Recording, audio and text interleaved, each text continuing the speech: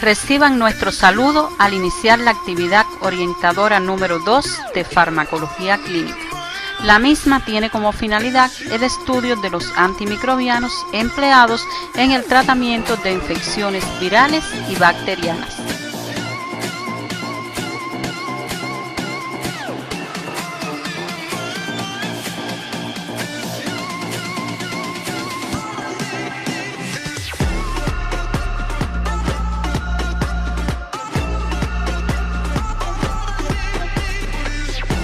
Los objetivos de este tema son explicar el uso de los antimicrobianos en la práctica médica a través de su espectro de acción, su principal mecanismo de acción, características farmacocinéticas, efectos indeseables e interacciones medicamentosas.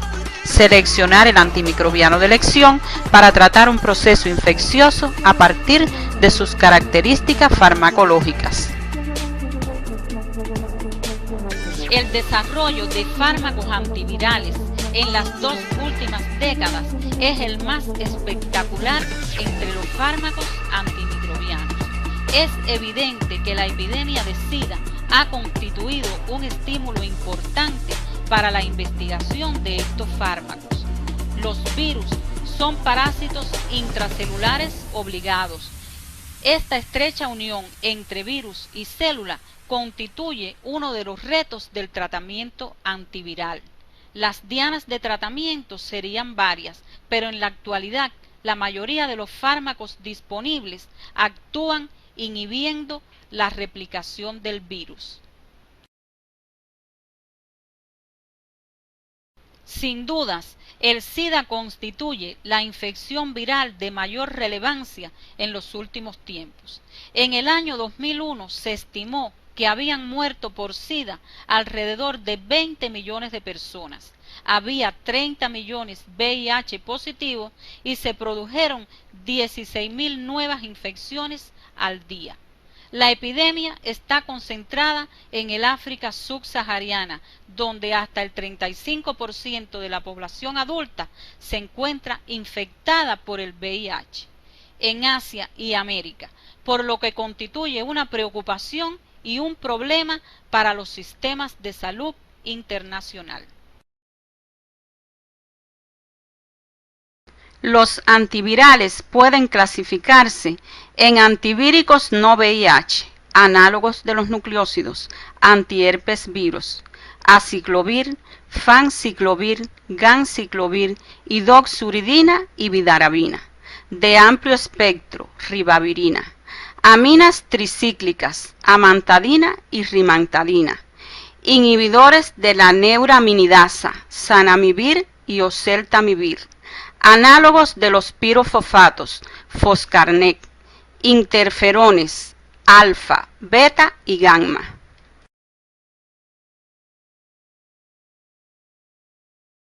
Antivíricos anti-VIH, inhibidores de la transcriptasa inversa, análogos nucleócidos, didanosina, estabudina, lamivudina, sidobudina. Análogos no nucleócidos, de la virdina, nevirapina, inhibidores de la proteasa, indinavir, saquinavir, ritonavir, nelfinavir. Los medicamentos antiherpes virus son efectivos frente a todos los herpes virus, específicamente virus del herpes simplex tipo 1 y 2, virus de la varicela zoster y en menor medida frente a citomegalovirus. Idoxuridina es muy eficaz en queratoconjuntivitis herpética. Sus efectos adversos más frecuentes son tópicos, queratopatía, prurito, dolor y eritema, flebitis por vía endovenosa. Ganciclovir puede causar neutropenia y anemia.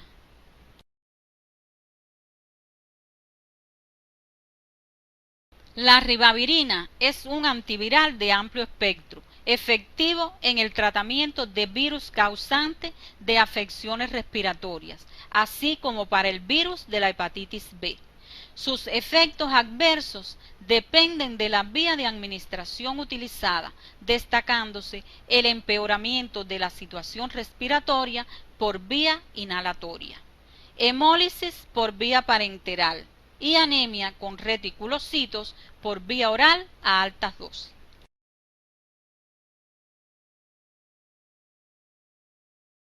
Amantadina y rimantadina se prescriben en infecciones por virus de la influenza A. Sus principales efectos adversos son la neurotoxicidad y trastornos gastrointestinales, lo que se reduce con dosis fraccionadas del fármaco. Zanamivir y oseltamivir son eficaces en infecciones por virus de la influenza A y B y están autorizados para su uso en fases precoces de la infección o cuando no se puede utilizar la vacuna. Los efectos adversos incluyen en ambos casos síntomas digestivos que son menos frecuentes en los compuestos inhalados. Los interferones detienen la replicación viral sin afectar la función de la célula huésped normal. El interferón alfa se usa en el tratamiento de la hepatitis crónica por virus de la hepatitis B, C y D, condilomas acuminados refractarios a otros tratamientos. El interferón gamma se usa para disminuir la gravedad de las infecciones bacterianas que acompañan a la enfermedad granulomatosa crónica. El primer fármaco antirretroviral, sidobudina o AZT, fue introducido en 1987. En los años siguientes se han realizado múltiples ensayos clínicos con antirretrovirales, cuyo mecanismo de acción es inhibir la transcriptasa inversa o la proteasa del virus de la inmunodeficiencia humana. El objetivo del tratamiento es conseguir una carga de virus indetectable, dado que las cargas altas favorecen la pérdida de células CD4 y en consecuencia la supresión de la inmunidad.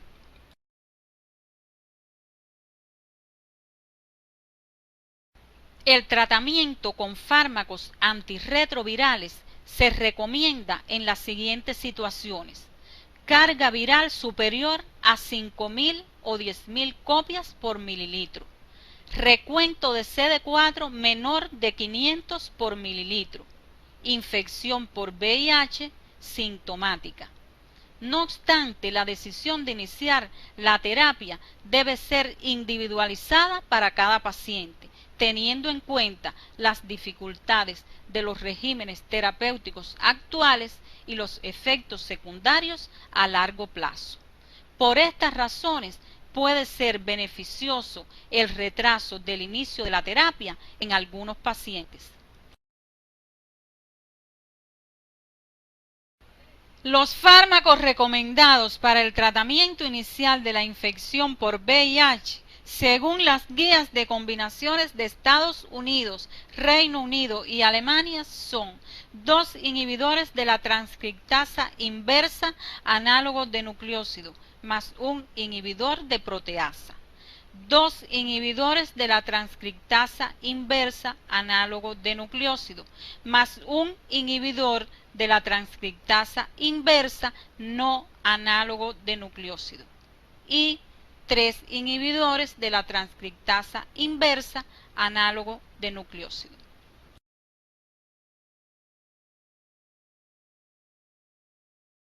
Las principales toxicidades de los antirretrovirales son los trastornos gastrointestinales, neuropatía periférica, aumento de la TGP, anemia y neutropenia.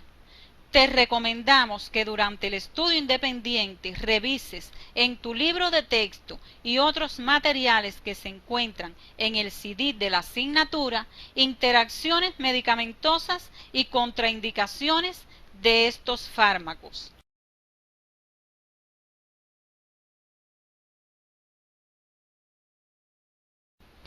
El descubrimiento de la penicilina ha sido considerado el logro más importante de la medicina en el siglo XX. Fue descubierta por Fleming en 1928. cuando estaba estudiando un hongo microscópico del género Penicillium. Observó que al crecer las colonias de esta levadura inhibía el crecimiento de bacterias como el Staphylococcus aureus, debido a la producción de una sustancia por parte del Penicillium a la que llamó penicilina. Aunque Fleming se topó por casualidad con el descubrimiento, el talento del científico hizo que este fenómeno no pasara desapercibido. En 1940 se iniciaron investigaciones en Oxford utilizando la penicilina como agente sistémico, demostrando su utilidad en sepsis por estafilococos y estreptococos en animales de laboratorio. Se realizaron ensayos clínicos en la Universidad de Yale y en la Clínica Mayo, con resultados notables, y se extendieron progresivamente, de modo que hacia 1950, con los beneficios obtenidos, se inició la producción de penicilina a gran escala. Posiblemente el mayor aporte de la penicilina depende de su propia naturaleza, origen de una gran familia de antimicrobianos, los betalactámicos, que incluyen penicilinas, cefalosporinas, carbapenémicos y monobactamas. Todos comparten la presencia de un enlace betalactámico incorporado al anillo betalactámico. El mecanismo de acción de los betalactámicos consiste en la inhibición de la síntesis de la pared bacteriana, al inhibir la reacción de transpeptidación que tiene lugar mediante la enzima transpeptidasa, en la tercera etapa de la síntesis del péptido glicano. Estos son capaces, además, de inhibir a las proteínas de unión a las penicilinas, PBP o PUP, que varían en sus afinidades por los diferentes antimicrobianos betalactámicos. Su inhibición provoca efectos como pérdida de los inhibidores de autolisinas, formación de esferoplastos, producción de formas filamentosas y lisis rápida. Existen varias formas de clasificar a las penicilinas, pero la más útil desde el punto de vista clínico es la que tiene en cuenta el espectro antimicrobiano. Penicilinas que actúan sobre cocos y bacilos gram positivos, penicilina G y penicilina V. Penicilinas resistentes a betalactamasas, con potencia antimicrobiana menor para microorganismos sensibles a penicilina G, pero efectivos frente a Staphylococcus aureus resistentes a penicilina. Encontramos meticilina, isosaxolilpenicilinas como oxacilina, cloxacilina, dicloxacilina y la napsilina. Penicilinas de amplio espectro que actúan sobre microorganismos gram negativos como el Haemophilus influenzae, Escherichia coli y Proteus mirabilis. Aminopenicilinas como ampicilina y amoxicilina. Penicilinas de espectro extendido, similar al anterior, extendido a Pseudomonas, Enterobacter y especies de Proteus, carbenicilina y ticarcilina. Otras penicilinas de espectro extendido a Pseudomonas, especies de Enterobacter, Klebsiella y microorganismos gram negativos, meslocilina y piperacilina. Penicilinas de espectro inverso, más activas frente a bacterias gram negativas que gram positivas, fundamentalmente enterobacterias, el mecilinan. La reacción adversa más frecuente es la hipersensibilidad. Puede presentarse como una erupción cutánea, broncoespasmo, vasculitis, enfermedad del suero, síndrome de Stevens-Johnson, angioedema y anafilaxia. Por su frecuencia, es importante indagar en todos los pacientes sobre antecedentes de esta reacción antes de prescribir el antimicrobiano, ya que ésta constituye la principal contraindicación. Otras reacciones adversas ocasionales son la toxicidad hematológica y hepática, por efecto directo o por hipersensibilidad, como la anemia hemolítica fundamentalmente con ampicilina. Se ha descrito nefritis intersticial por meticilina. Pueden provocar además hipopotasemia y sangramientos al interferir con la agregación plaquetaria, sobre todo la carbenicilina. Colitis pseudomembranosa por superinfección. Hiperpotasemia si el paciente posee insuficiencia renal, la penicilina G potásica. Agravamiento de una insuficiencia cardíaca por elevación de la concentración de sodio, la penicilina G sódica. Reacciones adversas que dependen de la vía de administración. Flebitis y tromboflebitis por la vía endovenosa, abscesos y dolor por la vía intramuscular y trastornos gastrointestinales por la vía oral. Se han descrito convulsiones, mioclonías, hiperreflexia y coma con la penicilina procaínica a altas dosis. El probenecid, el ácido salicílico y la indometacina bloquean la secreción tubular de penicilinas y aumentan sus niveles séricos.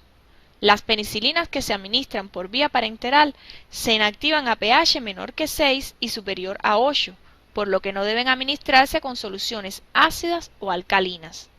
Tienen sinergismo con aminoglucósidos, cloranfenicol y fosfocina. Las penicilinas están indicadas en el tratamiento de infecciones por microorganismos sensibles. Es importante señalar el aumento de resistencias a penicilina del Streptococcus pneumoniae, bacteria clásicamente muy sensible a este antibiótico. Están indicadas como primera elección en las siguientes infecciones: Neisseria meningitidis, la penicilina G; Pseudomonas aeruginosa, una penicilina antipseudomónica asociada a un aminoglucósido; neumococos sensibles a penicilina, la penicilina G; Staphylococcus aureus beta-lactamasa positivo, penicilinas resistentes a beta-lactamasas. En anaerobios como Clostridium, Pectococcus, Actinomyces y Pectostreptococcus, la penicilina G. En el tratamiento de la leptospira y el treponema, penicilina G. En la Listeria monocytogenes, ampicilina. Y en el Enterococcus faecali, ampicilina o amoxicilina en asociación con otros antimicrobianos. La primera fuente de cefalosporinas fue un hongo denominado Cephalosporium acremonium, descubierto por Broxu en 1948 en los mares que bañan las costas de Cerdeña. Las cefalosporinas se clasifican en 4 generaciones, atendiendo a su espectro. De primera generación, cefalexina y cefazolina. De segunda generación, en el subgrupo de la cefuroxima, cefuroxima, cefaclor, cefamandol y cefonicida. En el subgrupo de la cefamicina, cefoxitin, cefotetán. En la tercera generación, cefotaxima, ceftriaxona, ceftazidima y cefoperazona. Y en la cuarta generación, cefepima y cefpiroma. El espectro para microorganismos gram positivos disminuye y para gram negativos aumenta a medida que progresan las generaciones. Las cefalosporinas de la primera generación son muy activas para cocos gram positivos, pero no incluyen a Staphylococcus aureus resistentes a meticilina. Pueden ser útiles en sepsis por gram negativos aerobios, como Moraxella, Escherichia coli, Klebsiella, Proteus, Salmonella y Shigella, aunque con actividad limitada. Muestran actividad frente a microorganismos anaerobios como Clostridium y otros anaerobios de la cavidad bucal, excepto el Bacteroides fragilis. Las cefalosporinas de segunda generación no son activas frente a microorganismos gram positivos como las de primera generación, aunque el subgrupo de la cefuroxima es aproximadamente igual en eficacia.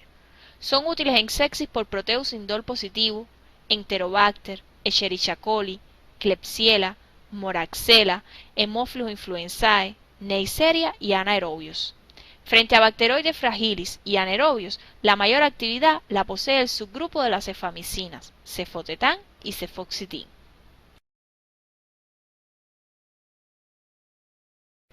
Las cefalosporinas de tercera generación son muy efectivas en sepsis por microorganismos gram negativos, fundamentalmente enterobacterias, incluyendo cepas productoras de penicilinasa, Serratia, Citrobacter, Haemophilus influenzae, Neisseria gonorrhoeae, Pseudomonas. Las cefalosporinas de cuarta generación son útiles en sepsis por gram negativos aerobios resistentes a las cefalosporinas de tercera generación, y en sepsis por Staphylococcus aureus sensibles a meticilina y Streptococcus sensibles a penicilina. En general, su actividad es similar a las cefalosporinas de tercera generación, pero son más resistentes a las beta-lactamasas. Por último, ninguna cefalosporina posee actividad frente a enterococos. Al igual que las penicilinas, la principal reacción adversa son las reacciones de hipersensibilidad, incluso se producen de forma cruzada, ya que se describen en el 5 al 10% de la población alérgica a la penicilina. Pueden provocar anemia hemolítica, leucopenia, trombocitopenia y granulocitopenia. Nefrotoxicidad, descrita para las cefalosporinas de primera generación más antiguas como la cefaloridina. Las restantes cefalosporinas carecen de este efecto, pero debemos tener en cuenta la posible potenciación cuando se asocian con aminoglucósidos. Trastornos gastrointestinales. Por vía parenteral pueden producir dolor localizado en la inyección intramuscular y tromboflebitis por vía intravenosa. Reacción de tipo disulfirán e interferencia con la síntesis de protombina y los factores de coagulación dependientes de vitamina K, descrito para la cefoperazona, el cefotetán, el cefamandol y el mosalactán. Sobreinfección por cándidas y enterococos, más frecuente con el cefoxitín. Están indicados como primera elección en las siguientes infecciones: Neisseria gonorrhoeae, la ceftriaxona y cefixima. En infecciones por Escherichia coli, Klebsiella y Proteus, las cefalosporinas de primera y segunda generación. En infecciones por Salmonella, las cefalosporinas de tercera generación, al igual que cotrimoxazol y quinolonas, se consideran de primera elección. En el neumococo resistente a la penicilina se indica ceftriaxona.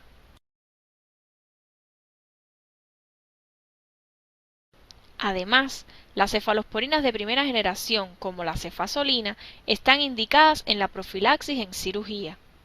Se prefieren las de primera y segunda generación en las infecciones leves a moderadas de adquisición extrahospitalaria, mientras que las de tercera y cuarta generación se reservan para infecciones moderadas a graves intrahospitalarias. Las cefamicinas, como cefocitina y cefotetán, se indican en infecciones mixtas con implicación de anaerobios y en la profilaxis de la cirugía colorectal. Dentro de los carbapenémicos encontramos al imipenem y meropenem. Son agentes muy activos tanto para microorganismos aerobios como para anaerobios.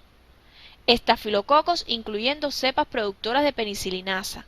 Enterococos, excepto las cepas resistentes a penicilinas no productoras de betalactamasas.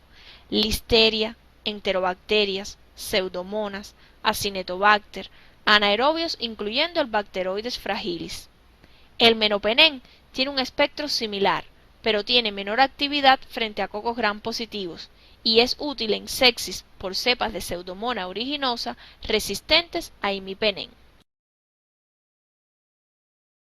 El imipenem puede causar náuseas, vómitos, convulsiones a altas dosis, sobre todo si existe insuficiencia renal, aumento de transaminasas, leucopenia e eosinofilia. Con el meropenem es menor la incidencia de trastornos gastrointestinales y convulsiones. Estos fármacos deben emplearse únicamente en infecciones graves producidas por bacterias multiresistentes frecuentes a nivel intrahospitalario. El Astrionam incluye en su espectro enterobacterias, pseudomonas, gonococo, haemophilus. No es útil en sepsis por gram positivos ni anaerobios. Su espectro se asemeja más al de los aminoglucósidos y es resistente frente a la mayoría de las beta-lactamasas elaboradas por bacterias gram negativas. Generalmente es bien tolerado. Se citan efectos adversos poco frecuentes como tromboflebitis, diarreas, náuseas, vómitos, reacciones alérgicas, aumento de transaminasas hepáticas y convulsiones.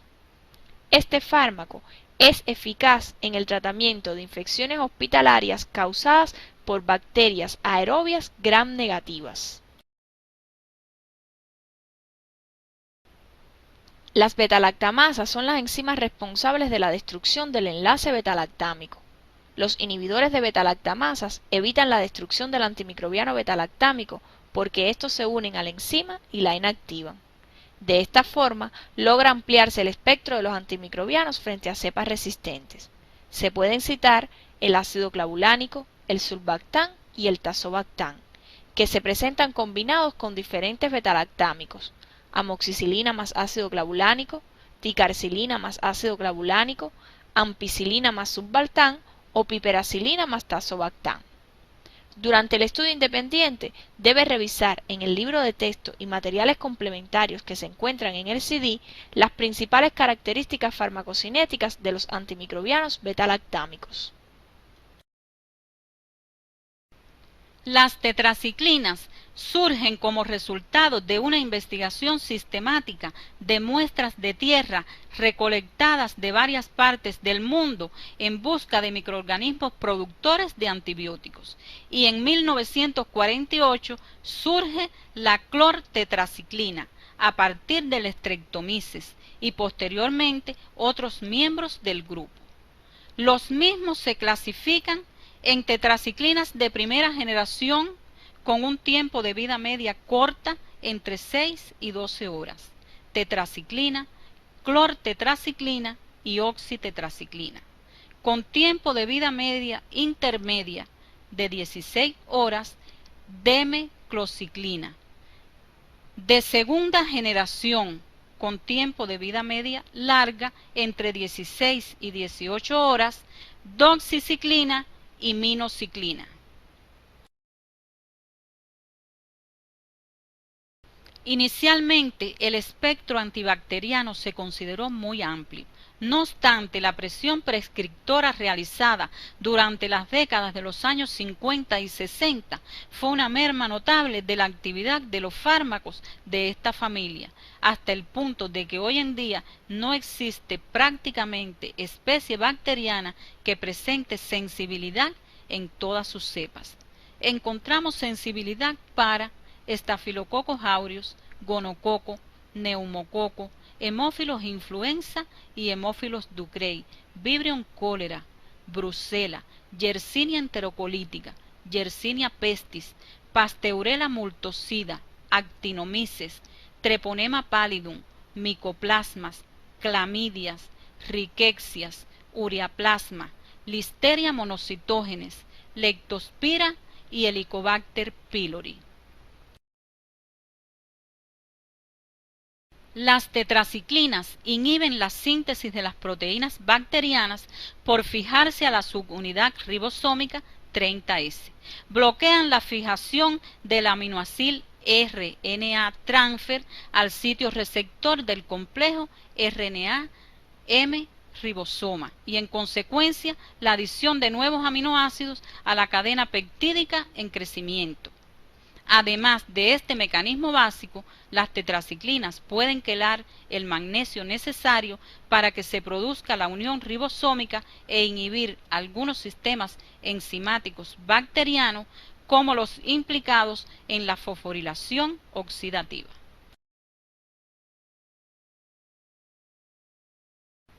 Las reacciones indeseables más frecuentes de las tetraciclinas son dolor abdominal, diarreas, náuseas, vómitos, decoloración del esmalte de los dientes, vértigo, retardo del crecimiento óseo y fotosensibilidad. La doxiciclina produce menos decoloración del esmalte de los dientes. Es importante que durante el estudio independiente revises en tu libro de texto y otros materiales que se encuentran en el CD de la asignatura las características farmacocinéticas, interacciones medicamentosas y usos terapéuticos de este grupo farmacológico.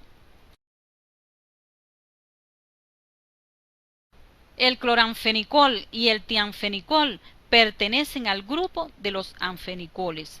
Son considerados antimicrobianos de amplio espectro, de utilidad en gérmenes gram positivos, gram negativos y anaerobios, como hemófilos influenza, meningococo, gonococo, salmonella typhi, brucella, bordetella pertussis, clostridium, bacteroides fragilis, streptococos piógenos, agalacti y neumococo, con sensibilidad variable para las cepas de E. coli, Klebsiella pneumoniae, Proteus mirabilis, Vibrio cholera, clamidia y micoplasma.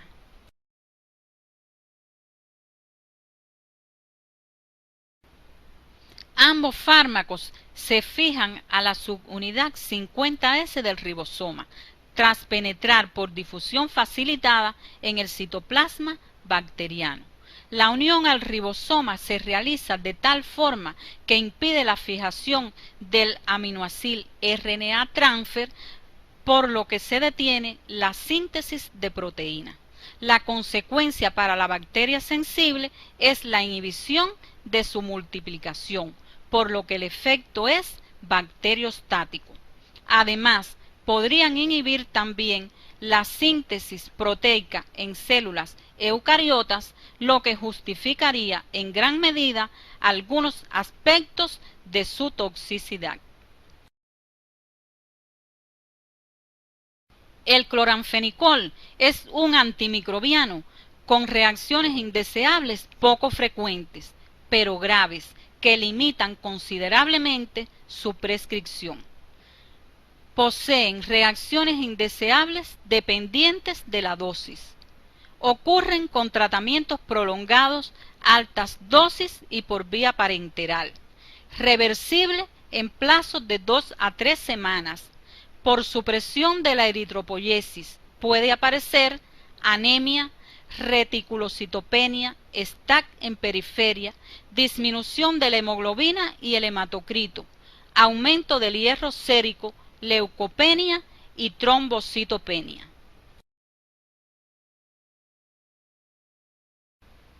Reacciones indeseables no dependientes de la dosis. Aparecen con tratamientos intermitentes, cortos y por vía oral.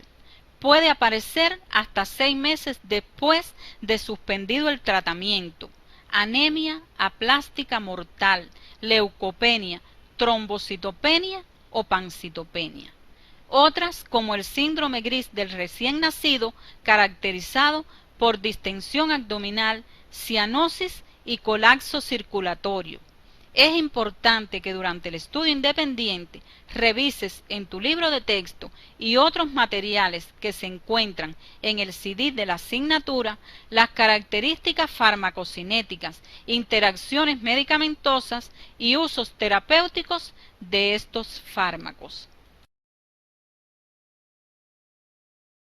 Los aminoglucósidos derivan de actinomicetos. El primero que se descubrió fue la streptomicina a partir del Streptomyces griseus en 1944, como resultado de la investigación de drogas más potentes para microorganismos resistentes. Surgen paulatinamente los demás miembros del grupo también a partir de diferentes cepas de actinomicetos: neomicina, kanamicina, gentamicina y tobramicina. La amicacina y metilmicina son derivados semisintéticos. De forma general, estos antimicrobianos son efectivos frente a gérmenes aerobios gram negativos como Serratia, Pseudomonas aeruginosa, Proteus mirabilis, Klebsiella pneumoniae, E. coli, Enterobacter, Citrobacter, Providence, Enterococos, Staphylococcus aureus y Mycobacterium tuberculoso.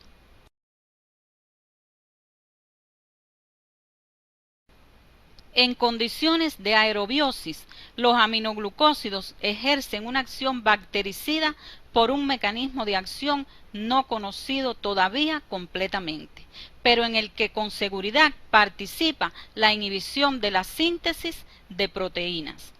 Para ejercer su acción, los aminoglucósidos penetran en el interior de las bacterias mediante un proceso activo.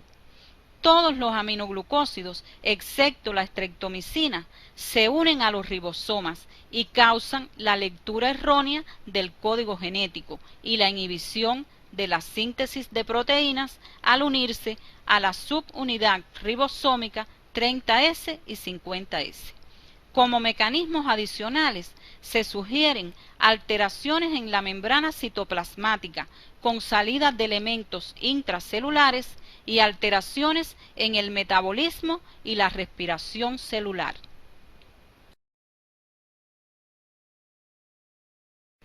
Este grupo farmacológico tiene particularidades farmacocinéticas que debemos tener en cuenta para realizar un uso racional de los mismos. No se absorben por vía oral. Se deben administrar por vía intramuscular y endovenosa. Son compuestos altamente polares, por lo que su distribución se encuentra restringida. La penetración en secreciones respiratorias, fluido pleural, sinovial y ocular es baja. No alcanzan concentraciones terapéuticas en el líquido cefalorraquídeo, aún con meninges inflamadas. Tienen efecto postantibiótico, actividad bactericida residual, y la duración de este efecto es concentración dependiente.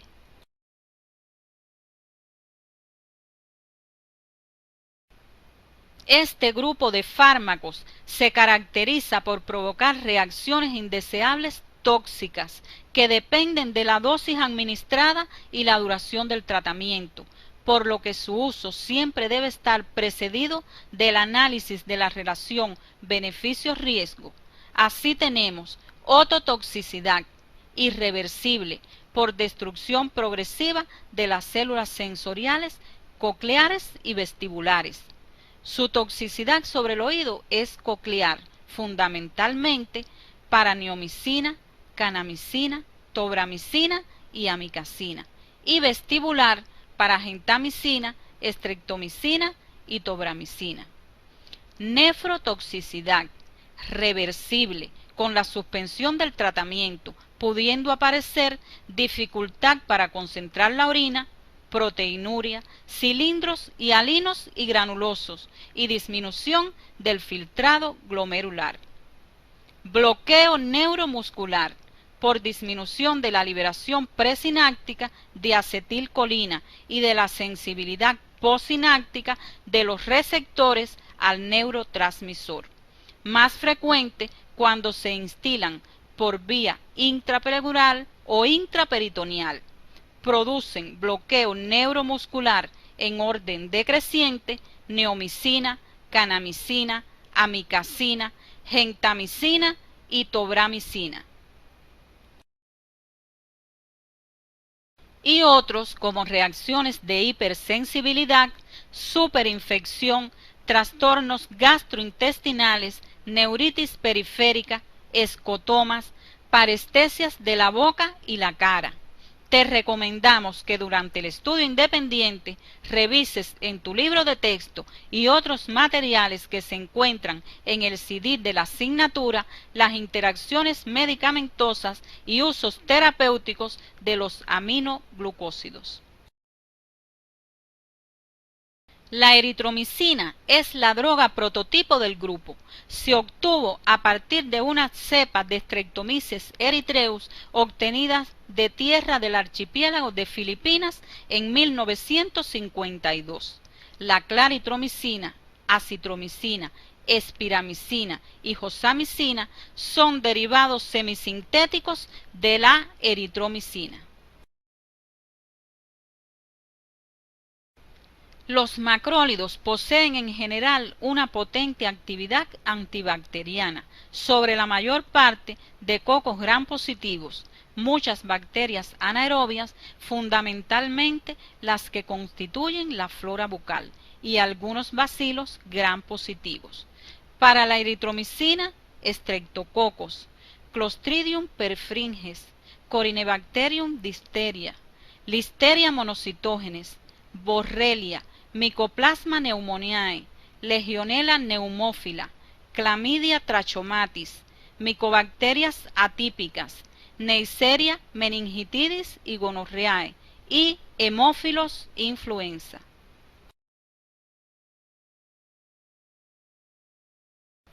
Claritromicina, acitromicina y otros miembros del grupo son eficaces para estafilococos, estreptococos, gonococo, hemófilo influenza, clamidia, borrelia, moraxella catarrhalis, Mycoplasma pneumoniae, Legionella pneumófila, Mycobacterium avium, protozoarios como Toxoplasma gondii, Cryptosporidium, Plasmodium y Helicobacter pylori.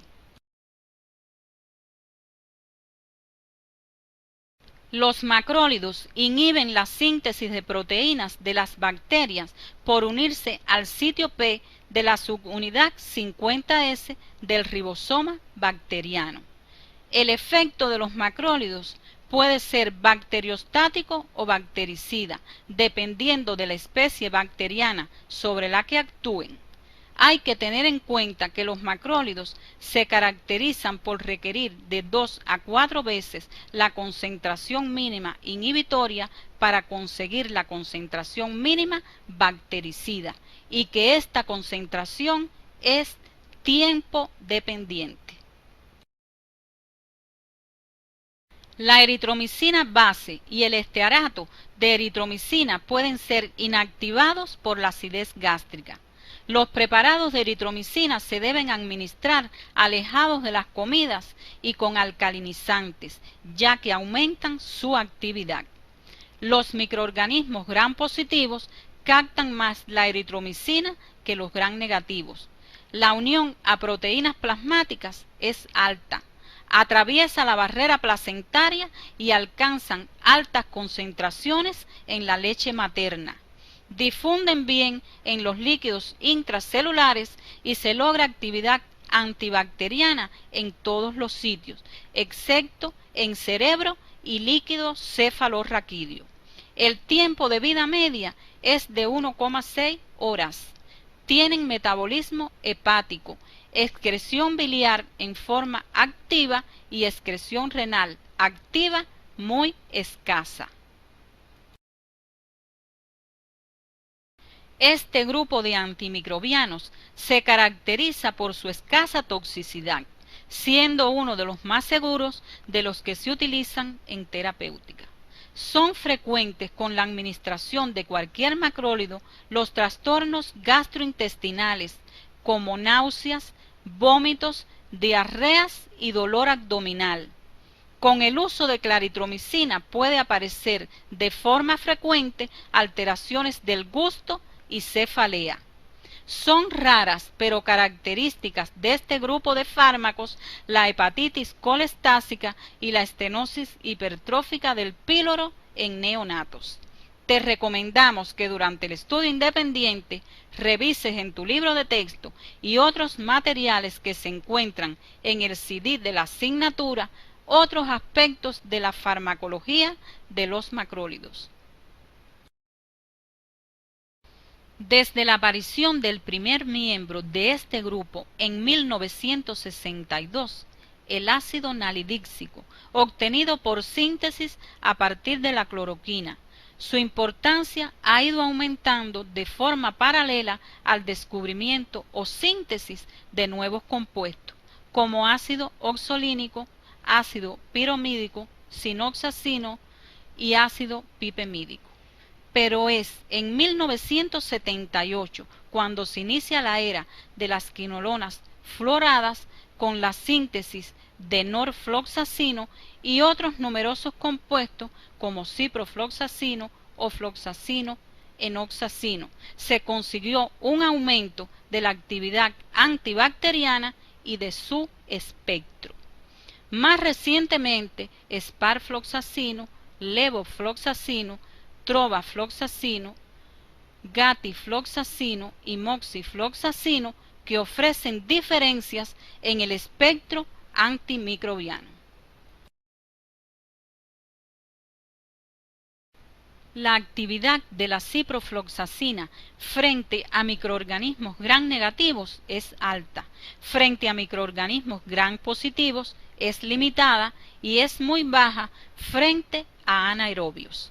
Son activas frente a E. coli, Salmonella, Shigella, Enterobacter, Campylobacter, Neisseриas, Vibrio cholera, Pseudomonas aeruginosa, Proteus, bacterias intracelulares, Mycoplasma, Clamidia, Mycobacterium tuberculoso y Mycobacterias atípicas, Hemófilos ducreyi, Enterococos, neumococos, Staphylococcus aureus, incluyendo cepas resistentes a meticilina.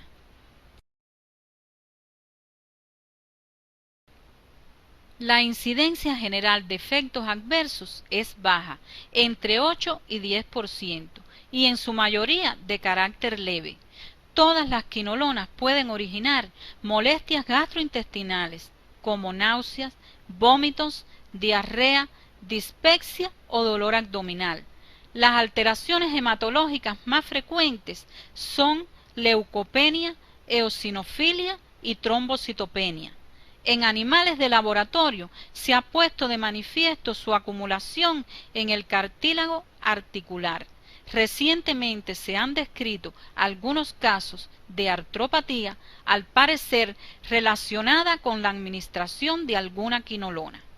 Es importante que durante el estudio independiente revises en tu libro de texto y otros materiales que se encuentran en el CD de la asignatura las características farmacocinéticas, interacciones medicamentosas y usos terapéuticos de estos fármacos. Se reporta el uso de las plantas medicinales en enfermedades infecciosas, como antibacterianos de uso tópico, Citrus sp, naranja agria, limón y naranja dulce, Allium sativum, ajo, Cymbopogon citratus, caña santa, Eucalyptus sp, eucalipto, Matricaria recutita, manzanilla, Videns pilosa, romerillo. Al finalizar la actividad orientadora podemos arribar a las siguientes conclusiones. Los beta-lactámicos inhiben la síntesis de la pared bacteriana, son antimicrobianos seguros y de utilidad en el tratamiento de infecciones extrahospitalarias e intrahospitalarias producidas por bacterias gram positivas y gram negativas. Los fármacos que inhiben la síntesis de proteínas a nivel del ribosoma bacteriano pertenecen a diferentes familias y cada grupo posee un espectro antimicrobiano que lo identifica y determina sus principales indicaciones en la terapéutica de enfermedades infecciosas. Las fluorquinolonas poseen un espectro antimicrobiano que permite su utilización en el tratamiento de diversas enfermedades infecciosas. Este tema lo puedes revisar en el libro de texto Farmacología Humana de Flores. No olvides revisar otros materiales que se orientan en la guía de estudio del tema y se encuentran en el CD de la asignatura. En la próxima actividad orientadora estudiaremos los medicamentos capaces de actuar en enfermedades del sistema respiratorio, como el asma bronquial, de elevada morbilidad en niños y adultos. También haremos referencia a las indicaciones precisas de antitusivos, expectorantes y mucolíticos.